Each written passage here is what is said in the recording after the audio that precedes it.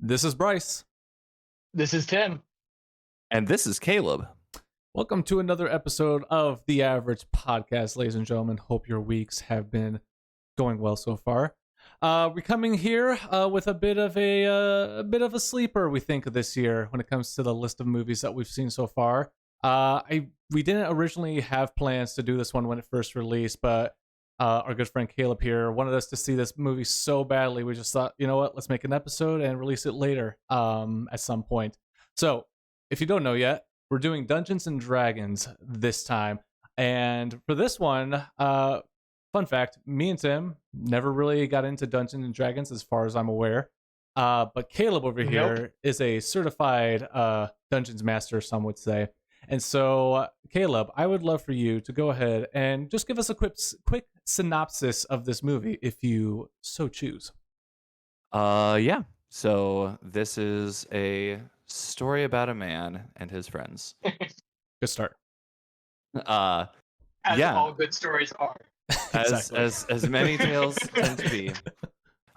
Yeah, there's a crew of misfits that get into some shenanigans, and some of them end up getting thrown in prison. Others get out of the situation. Those two that were thrown into prison at the beginning get out of prison and try and right their lives.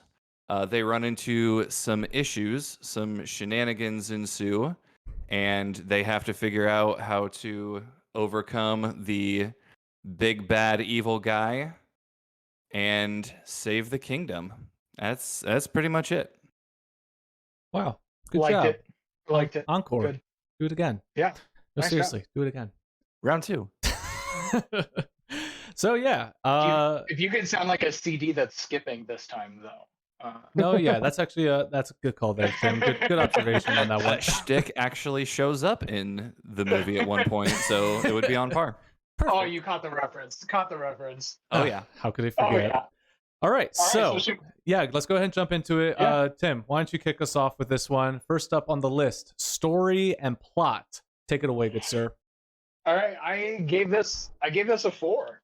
It's not the most compelling story I've ever seen, but it was a very entertaining story. I've never played D&D, but I've understood the general gist of it from having friends who've played it, watching Big Bang Theory. Like, I'd love to do it one day, but I felt like this story was like somebody wrote a D&D campaign and we're watching it unfold on the screen. And they just did a nice job of translating that to a story while also adding in enough character development to keep me engaged in people that I've never met before. So they did a nice job balancing what I expect from a D&D movie with things that I wouldn't expect and making it a better story than I anticipated, if that made any sense at all. Not a lick of sense, but thank you for trying Okay. anyway. Yeah.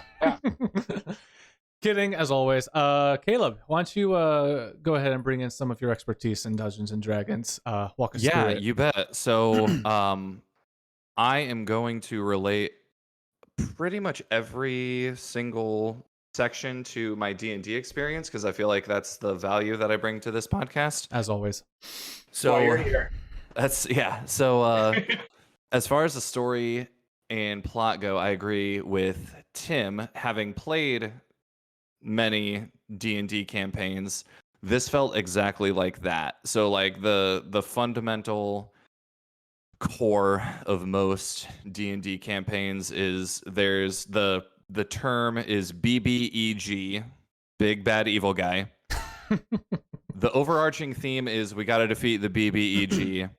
How you get there is side quests. And so you're like, okay, if the end goal is to take down the main villain, we got to go do this so we can acquire this thing, and then we got to go over here and do this, and then once we get this and these other people and this thing, then we can defeat the BBEG. That is exactly how the movie played out.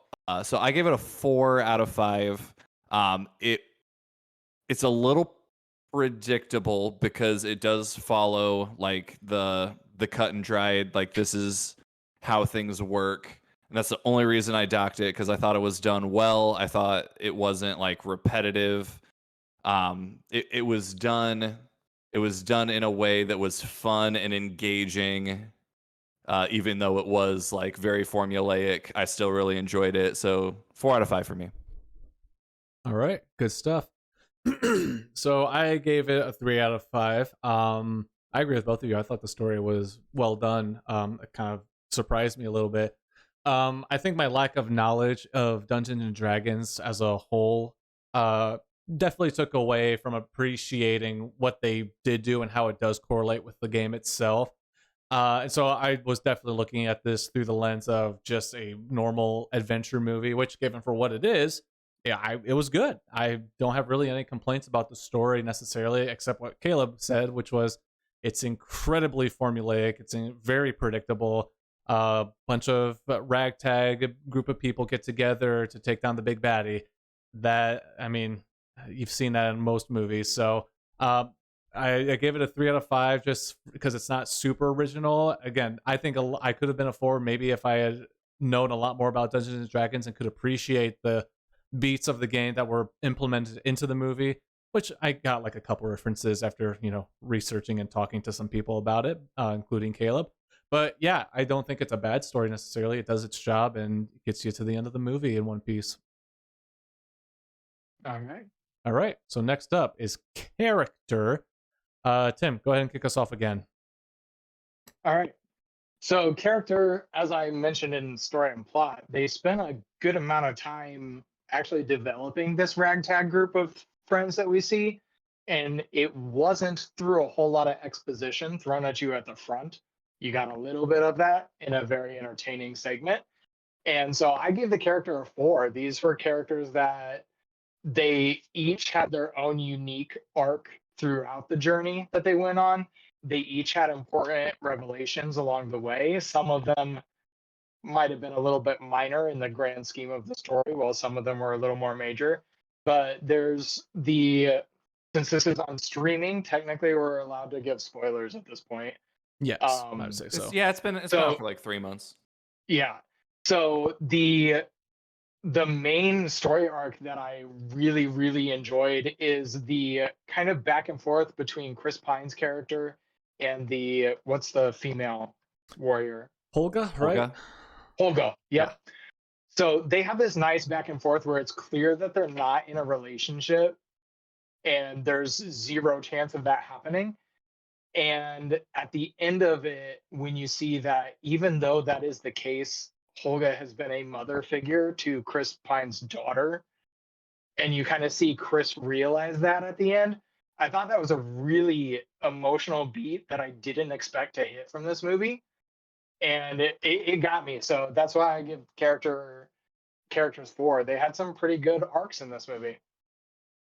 Cool. I'll just hop off of Tim's because we had the same score. I also gave it a 4 for character. Yeah, I agree. I was actually very surprised with how I don't know how to say it, how the arcs came together at the end. They did hit a lot deeper than I thought they were gonna hit, honestly.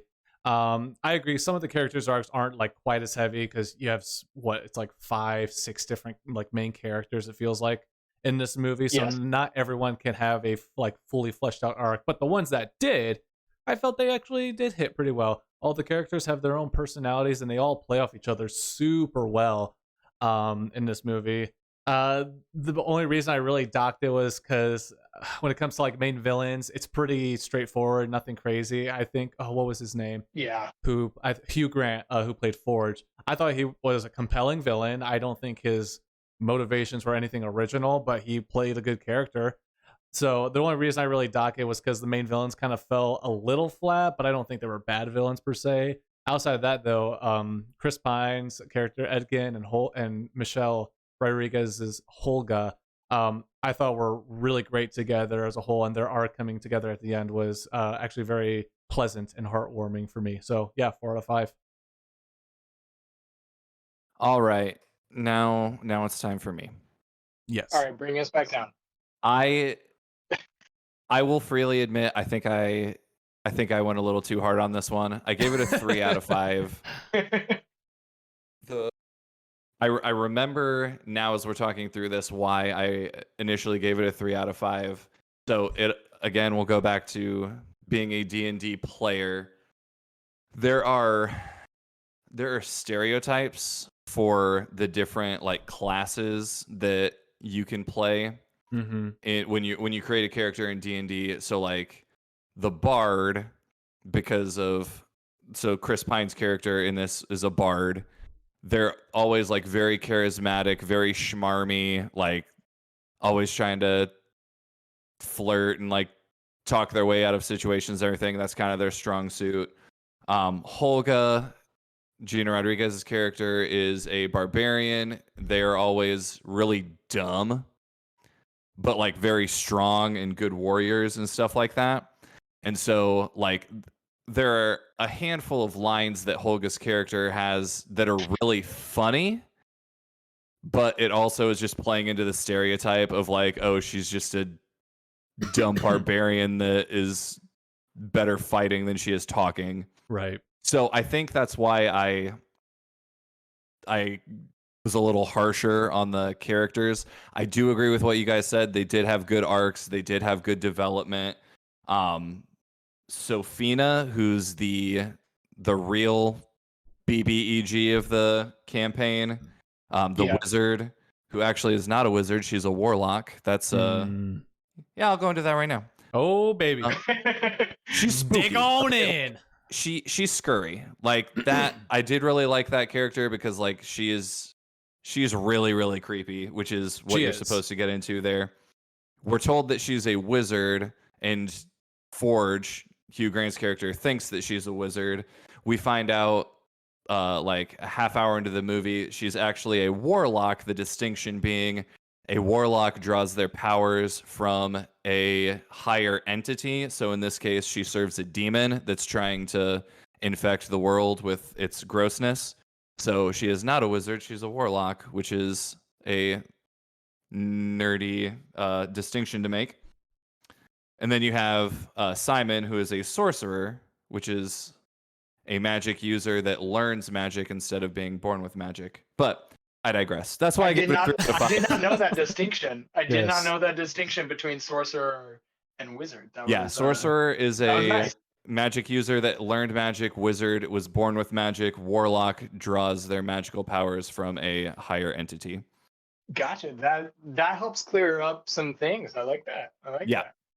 So I will say, while we were going through it, both times I have watched this movie, I have been reminded of Guardians of the Galaxy. And like in its tone. Guardians gets a little darker. This had some dark-ish moments, but more the, like you mentioned, Holga's character reminds me of Drax. Yeah. Like the way they don't pick up the sarcasm, they're kind of dumb. Chris Pine's character reminds me of Peter Quill, charismatic, and it made me realize not that this movie is knocking off Guardians, but that like Guardians is a sci-fi D&D campaign. Yeah, that's pretty much it. Pretty close. Because they got their band of ragtag people together, and I was just watching this thinking like how similar some of these character beats, like you mentioned, the stereotypes of what makes a ragtag band of people. And I was just seeing the comparison between the two, and I was like, oh, this is interesting to see. That was just a side note. So yep. And with all that said, make sure to follow the link below for Professor Caleb's Dungeons and Dragons 101 after the show. Thank you very much. Anyway, next on the list is music and sound design. Let's see. I'll kick us off here. We were unanimous. It's unanimous. We were. So we'll just I'll keep it short. The music was fine. I didn't really see an issue with it. It fit the tone of the movie and it did its job. However, I cannot name a single tune from that movie at this point in my time. So it's not bad. Just forgettable. No, I agree completely with Bryce. It's good, but Nothing to really replay in the car. Yeah, I would describe it as nondescript. Like Okay. it's there. It serves the purpose of it's in the background. It makes you feel like you're in a magical world of dragons and monsters and magic and all that. And Right, outside yeah. of that, like there's not an earworm in it. There's not anything that really stands out. It just is functional. Yep. Wow, that might have been our quickest section in average That was history. that was pretty quick. Does Caleb want to kick us off for the special effects? Yeah, special effects and editing. Caleb, take it away. Yeah, let's do it. I gave that a Alright. 4, and yeah, I mean, obviously with a fantasy movie, there's going to be strange and weird creatures and monsters, and I thought for the most part they were done very, very well. There were one or two parts when the druid is trying to. Well, I'll give both a plus and minus to that. There's a part where there's a druid, and one of a druid's powers is they can wild shape, so they can turn into different animals. And so there's a very cool sequence where there's a druid and she is found in her animal form, and she shapeshifts into or wild shapes into like 8 different animals while she's trying to escape the castle. That sequence is really cool. It's like I really remember pretty watching that. awesome. I Yeah. remember watching that on the big screen and just like I had a grin on my face the entire Yeah. time. That was one of the coolest So- sequences in the whole movie, hands Yeah. down. So I love that sequence also because it is, even though it's mostly CGI, it is a single take. Like the camera is not shifting all the time. We keep her in focus the entire time that she's switching these animals. It's a super cool sequence. Yeah, it's shot like a oneer, even though it is done completely in CGI. So I Yeah. absolutely love that. There are one or two, especially she turns into a deer at the end, which is a hilarious callback to an earlier joke. But the deer was a little rough, Yeah, just a little like bit. visually. So there's a couple things that are like that, but like there are Arakocras or Arakocras in this thing, which are basically giant bird people. They were done really, really well. There's Yeah. a scene that involves a tabaxi and her little cub, which is like a hybrid cat person. That I thought was done. Mhm. That one kind of looks like it was done with practical effects instead of special That effects. was- Like I think that was most. Puppeteering. really good. Yeah. There was the dragon that everybody loves, the chonky dragon. Yeah. That was just fun. Like that entire sequence was made extra fun because it was like rolling around and sliding and like it Yeah. was just a big old fat chunky dragon. So all that to say, I really, really liked it. There were a couple rougher parts, but like overall, I thought it was very solid. So 4 out of 5. For sure. Tim, what are your thoughts? Yeah. I agree. At 4 out of 5, it's some of the better, as CGI reliant as it was, it's some of the better CGI in a newer movie. But I loved the costume and practical effects, like Caleb mentioned. The bird people, whatever they were called. Arakocras. Yeah, they looked awesome. There's quite a few, like that giant fish that he pulls the Yep. cat baby out of. That's clearly a puppet. Like there are a lot of really cool puppeteering or practical effect creatures in here, and I always think that makes the world we're watching feel a little more realistic. There were a couple scenes, like you said, there were a couple scenes that it felt a little off when they're in the Underdark. Hmm. Some of the backgrounds feel really disconnected from the set, and there were a couple action scenes with the stone. There are a couple shots with the stone dragon where it doesn't seem exactly like the axe is connecting with something physical. Mhm. And Mhm. those are just nitpicks because for the most part it is really good on the CGI side. Yeah, I'm also lining up with you guys in the 4 out of 5. These were some really great special effects for the most part.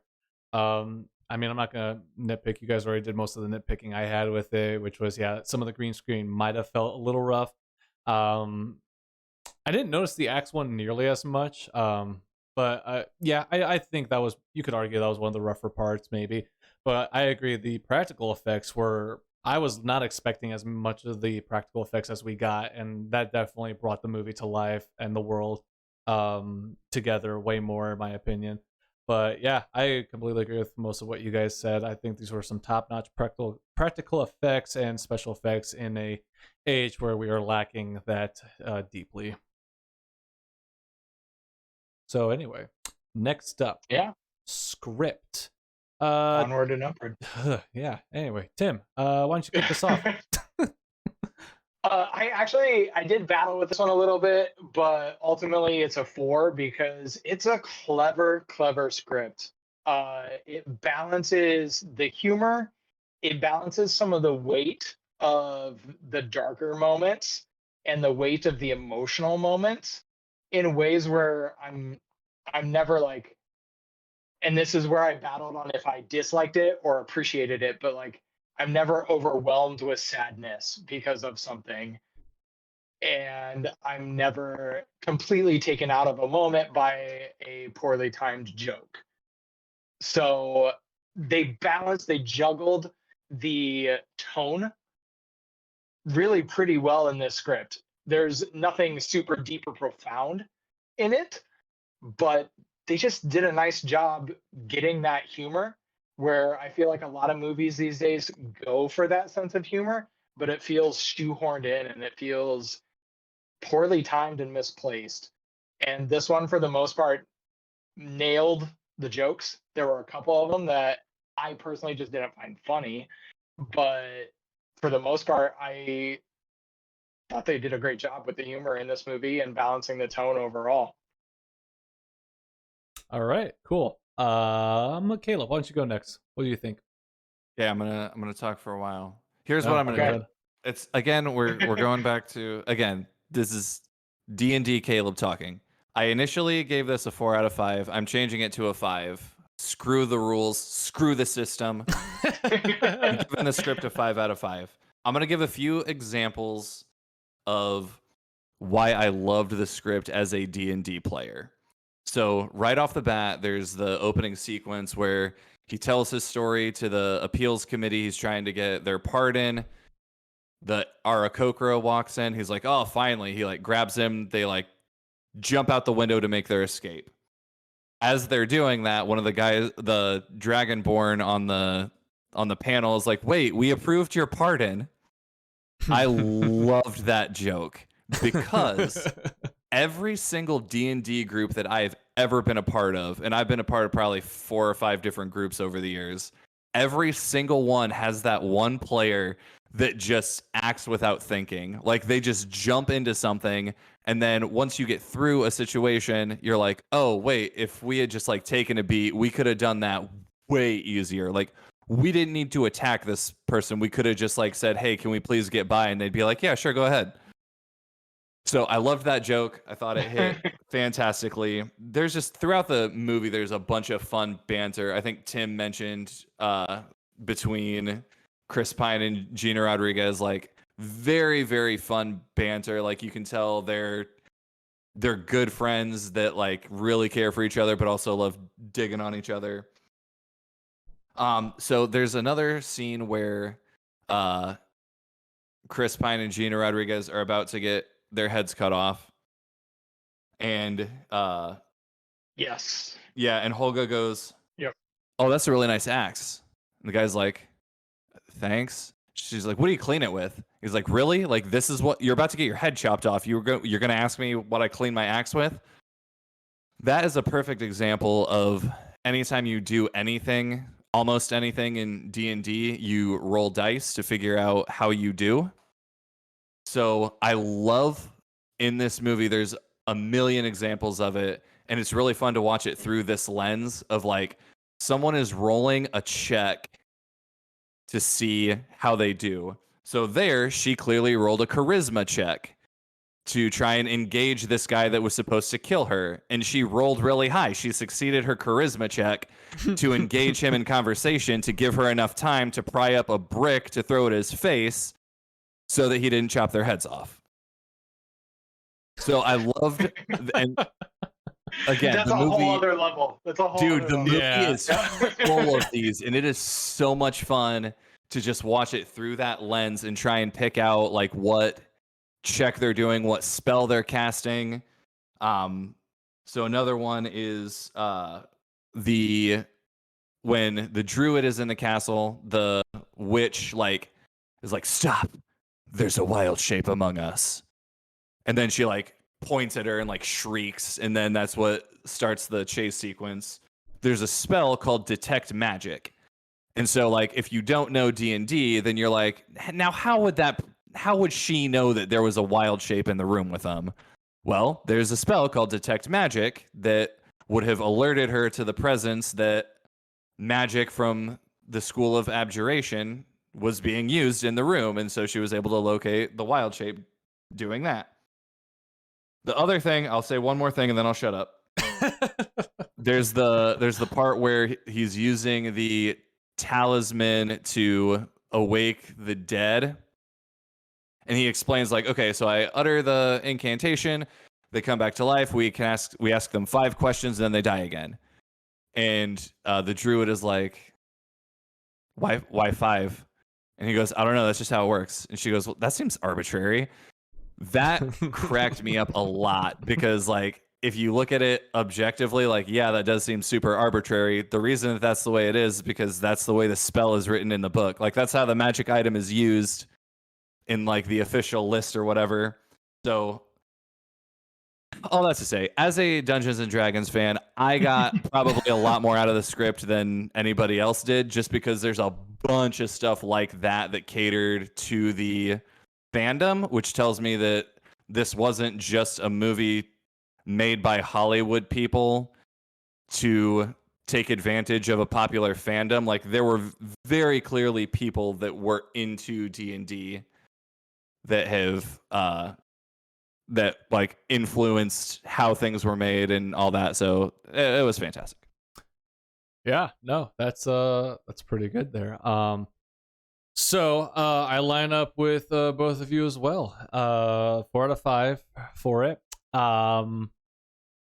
Yeah, man, this script was just really solid altogether. It was a very tight script. No character when they were speaking their lines felt really out of place. They all kind of stayed true to the character without being annoying and obnoxious. I mean, yeah, I have a lot of praise for it, honestly. I think won't go 5 out of 5. Look, kind of like you said, Caleb. You really got to appreciate all the subtlety in what they were saying and why they were saying it. And I think I watched it more of just like, oh, they're just kind of being funny. It kind of helps the plot move forward a little bit more. And so I probably didn't get to appreciate it the way you did, but I still think the script for what it was really well done. It's a little slower at the beginning, so nothing too crazy there. But just as the movie continues on and on, it just gets tighter and tighter. Yeah, there's a lot of funny. I think the graveyard scene, even though they showed it in the trailer, was still just as funny as when I saw it in the trailer. I was laughing pretty hard during that sequence. But yeah, the script was really well done. I'm glad that they didn't go overboard like a lot of movies will go with these movies that try to be comedy/adventures. I was really impressed. So yeah, 4 out of 5 for that, which will then lead us into the acting category. You know what? I'm surprised about this one. Tim, why don't you start us off here? I thought so. I thought you might pick me. Yeah, I want to know. Yeah, I give it 3 because the acting is good. It's not great and it's not amazing. Chris Pine plays Chris Pine, and it just so happens that Chris Pine is a perfect casting choice for the type of character he's playing because he's charismatic and engaging, but it is the same performance I've seen Chris Pine do in other movies. I think Gina Rodriguez? Michelle Rodriguez. Yeah, Michelle Rodriguez? Who's Gina Rodriguez? A different actor. I think Caleb said that earlier, and I was about to correct it. I was like, maybe I should check that first. I think she's a standout. She is actually really solid in her part of kind of like, I don't want to words in Caleb's mouth, but like kind of playing the dumb character, but not coming off as stupid.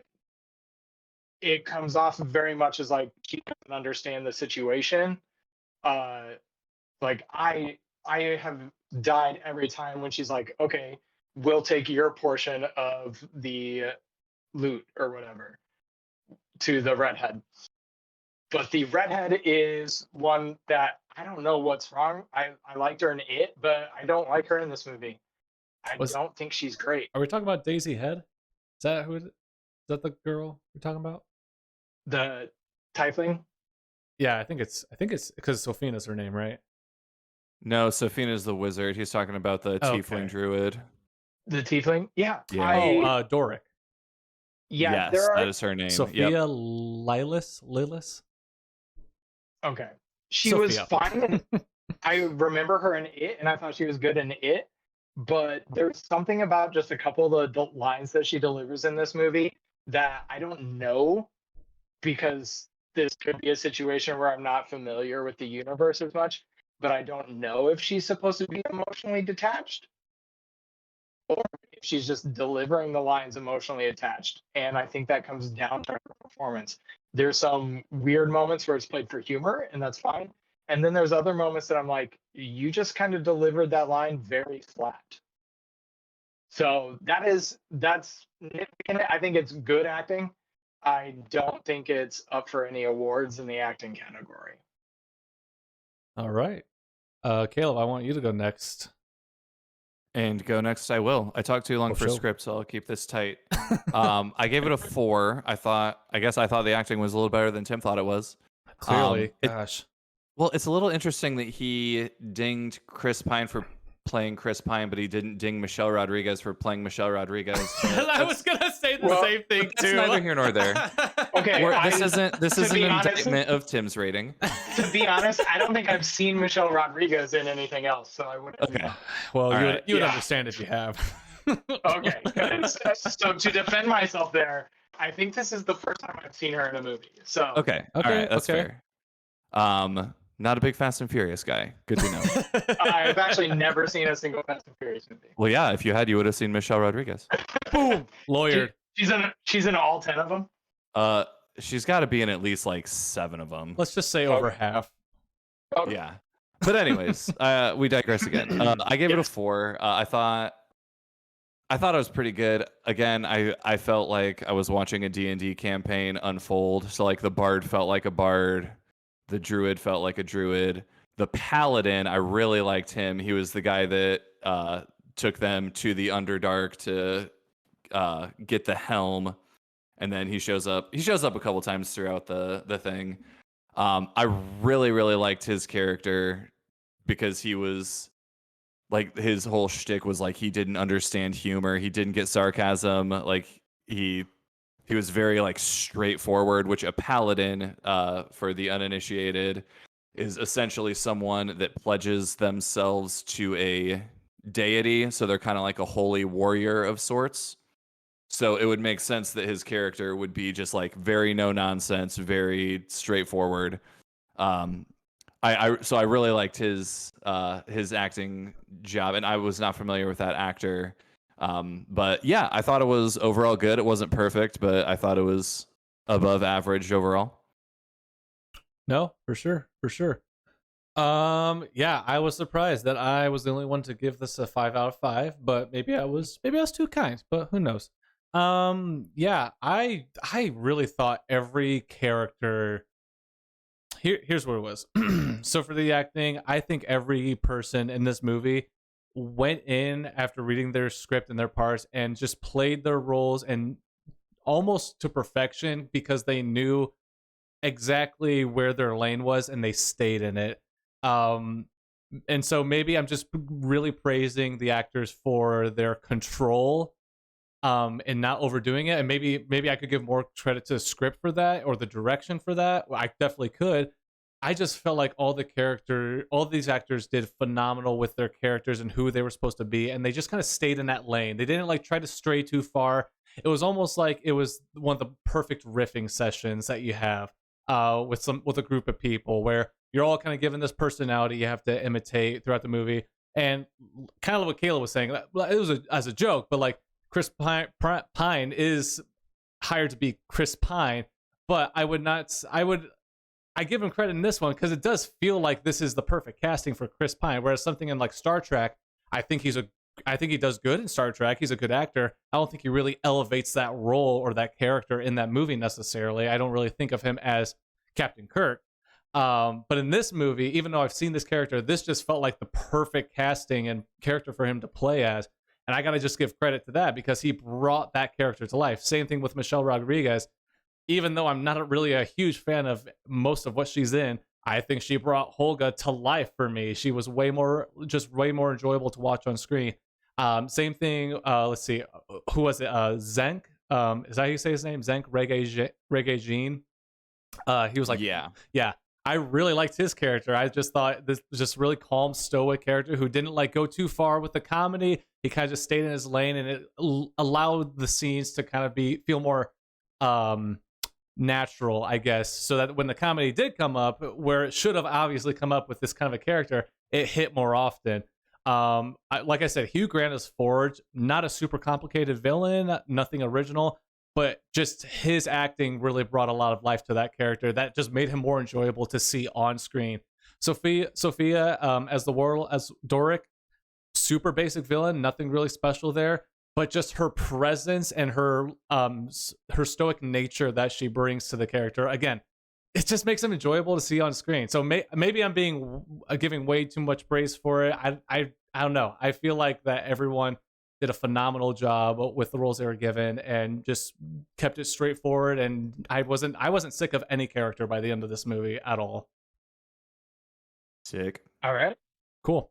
All right. Nice. Next, so on to the direction. Up to direction. I'll go ahead and kick us off with this one. Yeah, I gave it a 4 out of 5. I thought this was I'll keep it short. Nothing really. I don't have a lot to say about this. I just thought it was a really good movie. The director kept it nice and clean. There wasn't really a lot of pacing issues I felt with the movie overall. Again, it was probably because I'm not a D&D player, so like all the side quests happening to get to like the end is like, okay, like that kind of is like, okay, you're kind of going all over a little bit, but it's not really. It's just a nitpick really at that point. But again, not a D&D player, so I really can't enjoy those moments as much for what they are. But still, I thought the pacing was well for the movie. It's only like an hour and a half, if I'm not mistaken, so it's a pretty quick one. Yeah, it's 2:15.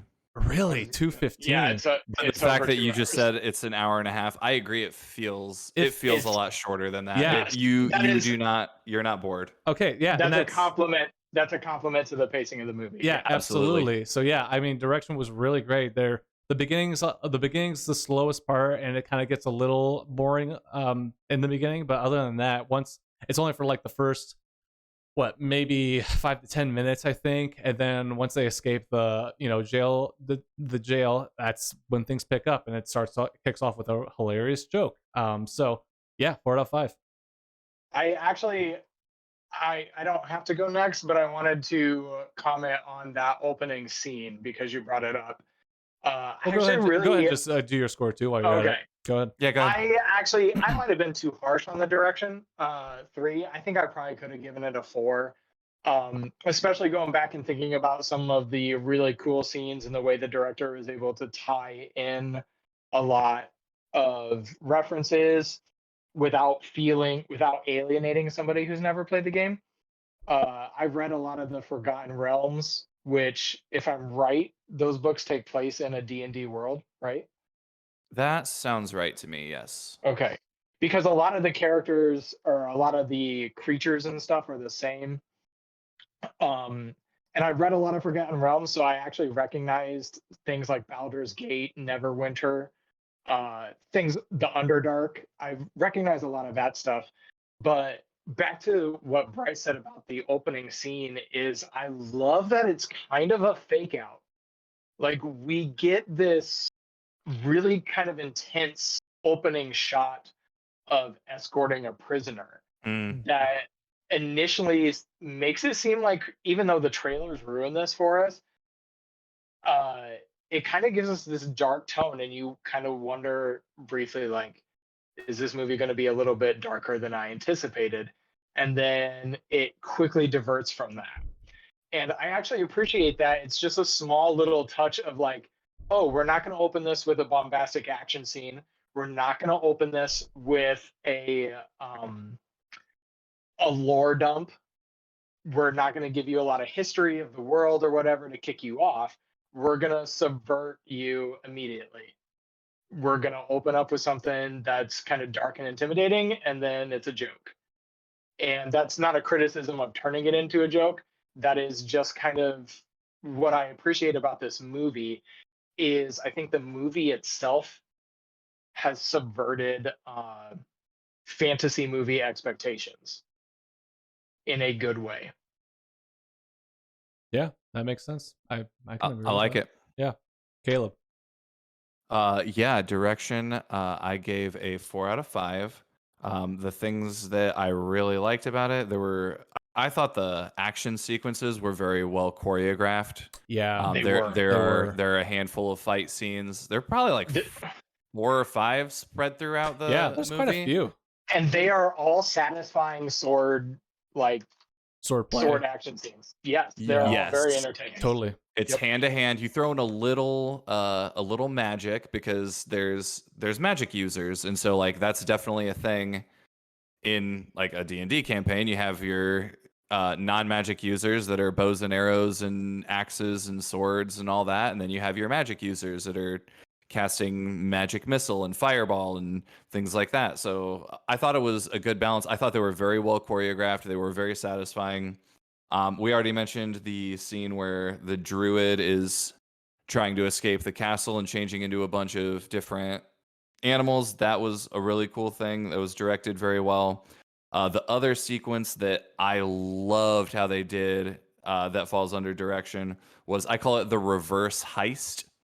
So they have the thither staff, and they're trying to get a painting inside of a locked cart. And so like it's moving, like it's guarded very heavily. They're trying to get this thing inside of it without being noticed, and that is choreographed very well. It's really, really fun to watch how they go through every single thing. They leave no stone unturned. They make sure that they clean up their tracks and everything. That is a very satisfying scene as well. So, yeah, again, not perfect, but I thought it was very, very well directed. So 4 out of 5. Perfect.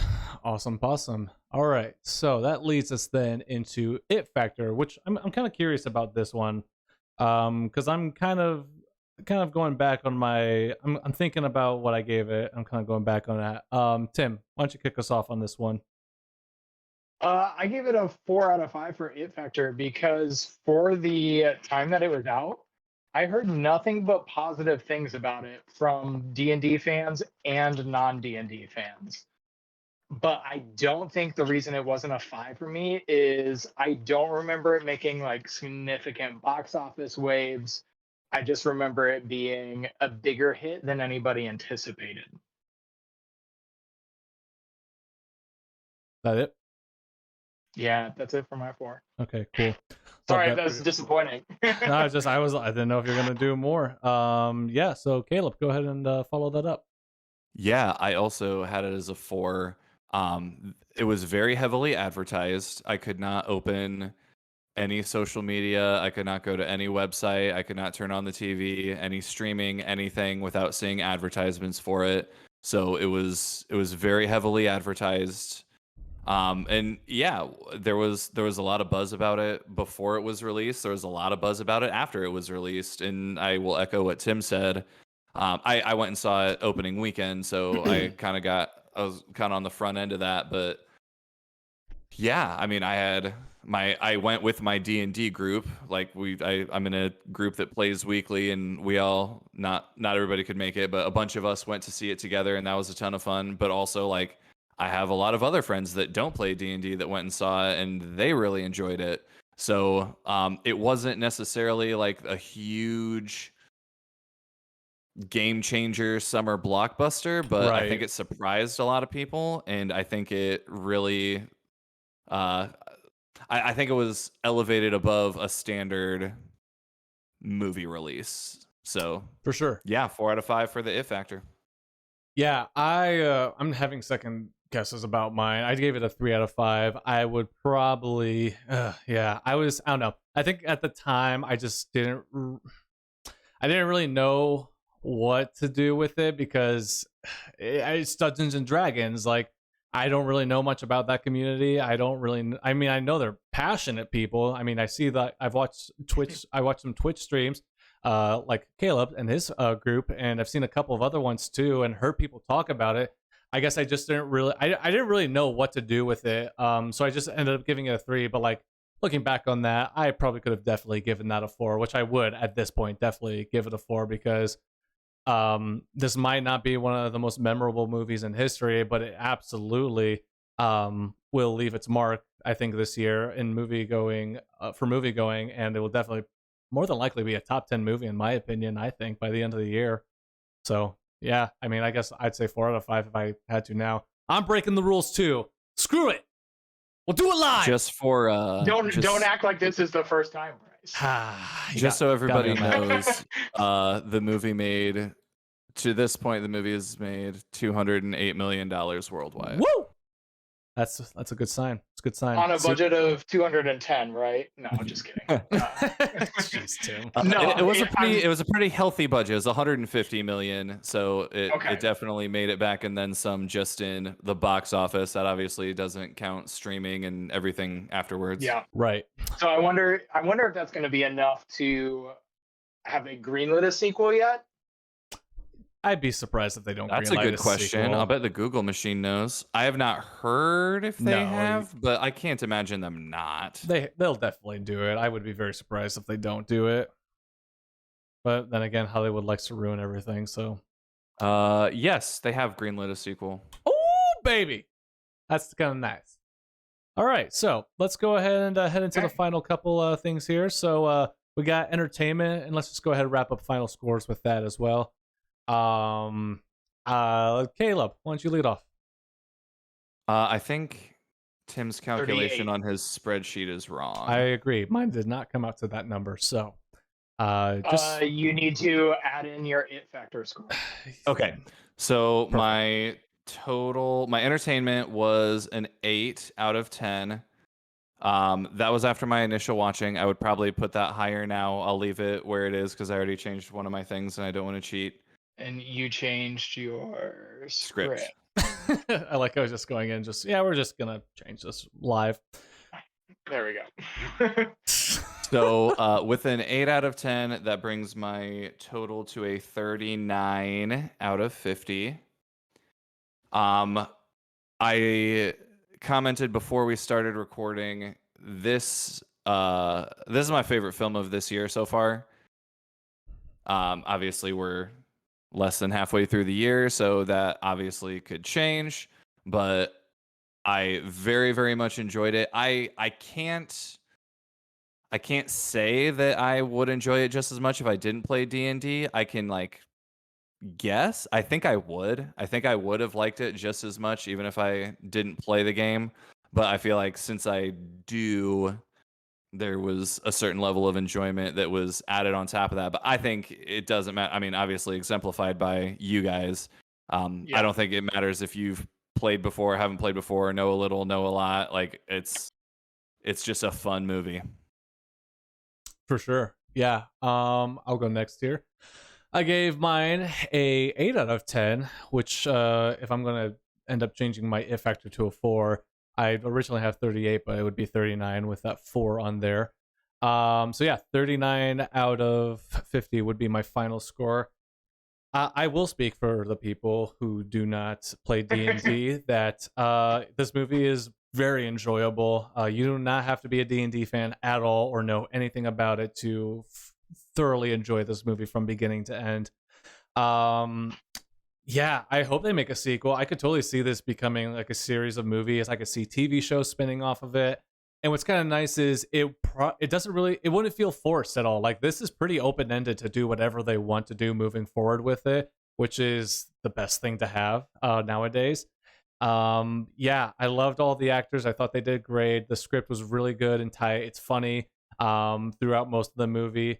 It's pretty one note, straightforward story wise. Like the character arcs are pretty I don't want to say bland, but you've seen it before.